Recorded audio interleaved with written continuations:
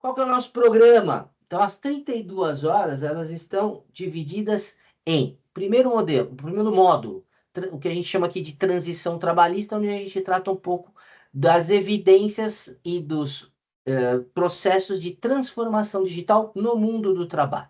Depois a gente vai tratar da introdução ao compliance digital, onde a gente demonstra todas as ferramentas que o governo digital tem na mão e que está utilizando, como elas funcionam individualmente e como elas se conversam e garantem um processo de fiscalização digital cada vez mais robusto para o governo tratar aí o compliance da legislação efetivamente. Aí a gente entra em mais detalhes depois de ter dado essa introdução.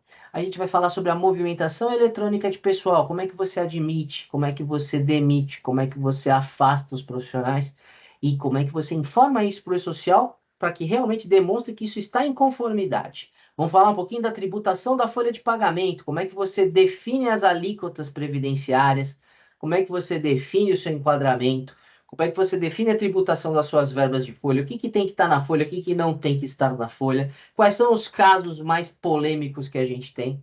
Da sequência, a gente liga com o compliance digital na gestão de cargos e salários.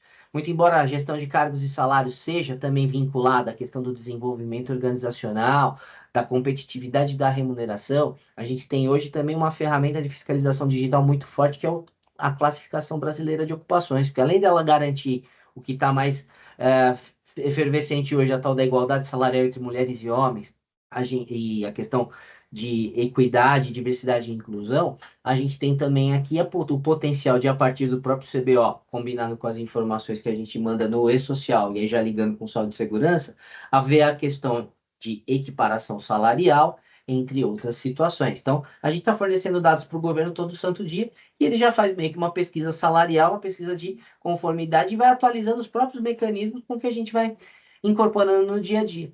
E o CBO também garante, ó, já dá alguns insights para o governo identificar se existem ou não riscos envolvidos em cada função, porque o CBO já indica potencial exposição a riscos. Ele, obviamente, não define sozinho, mas ele já indica a possibilidade, que já dá um alerta, que você, por consequência, tem que ir lá e olhar no PGR, nos seus laudos ambientais, se o CBO está te dando problema ou não, está te indicando um problema ou não. Isso já garantiu modelos, por exemplo, de inteligência artificial de predição de acidentes, onde o governo vai procurar agir de maneira a evitar um potencial acidente que, por análise estatística, está chegando. É isso que a gente trata nesse módulo aqui de saúde e segurança do trabalho.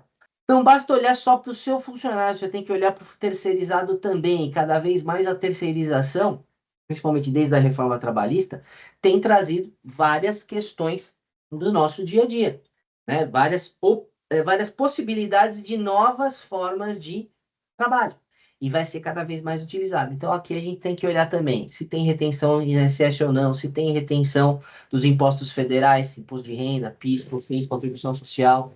Nessa, indiretamente, a gente verifica também questões relacionadas a vínculo empregatício de pessoas jurídicas, então já começa a dar mais dados aí que permitem ou não afastar esse risco. E também a questão de saúde e segurança, porque não basta a gente olhar para o nosso próprio funcionário, a gente tem que olhar para o nosso funcionário e para os terceirizados. Tudo isso, nosso Brasil, não é para amadores sob o ponto de vista legal, porque muda o tempo inteiro. Então, o jurídico também é 4.0 e também tem um papel importante e operacional na manutenção do compliance digital, seja para propor uma ação, seja para defender a empresa de uma ação, seja para fazer a análise de dados, para criar indicadores onde a gente tem problema ou não. Afinal de contas, hoje a gente tem que informar processos administrativos, judiciais e trabalhistas lá para o social.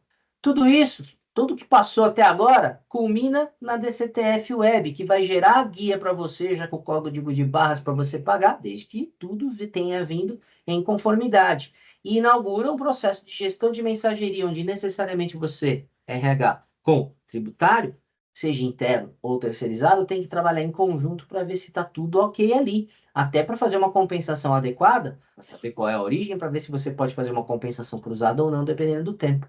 Em toda essa cadeia, tem um monte de dado pessoal, um monte de dado sensível, passando para lá e para cá, por terceiros, por departamentos distintos, por empresas distintas. Por isso, nesse caso, a gente fala da LGPD. ela especificamente usando como exemplo o e-social, o SST e a questão do compliance digital nesse contexto de proteção de dados. Não dá para deixar de falar, então, cada vez mais da agenda ESG e a transição trabalhista. Então, isso aqui é um outro universo. As práticas ambientais, sociais e de governança tem o ponto central RH como mola propulsora de tudo isso, mas também todo o restante da empresa, combinado com essa questão de transição trabalhista que combina a transformação digital, a mudança das profissões, a mudança tecnológica e a necessidade de desenvolvimento. Impacta diretamente essa questão social, como a gente disse lá no começo. Não só ambiental e governança, a questão social, o social mais próximo é aquele que está dentro de casa, o nosso funcionário e a família desses funcionários. Então, comece localmente que a gente chega globalmente naqueles objetivos de desenvolvimento sustentável da ONU. Muito bem, colocado tudo isso individualmente e depois combinado, é que a gente traz para vocês, por consequência, a metodologia de compliance digital que está embarcada na própria plataforma. E é aí que você vai efetivamente colocar em prática tudo isso que a gente está buscando passar para você nessas 32 horas.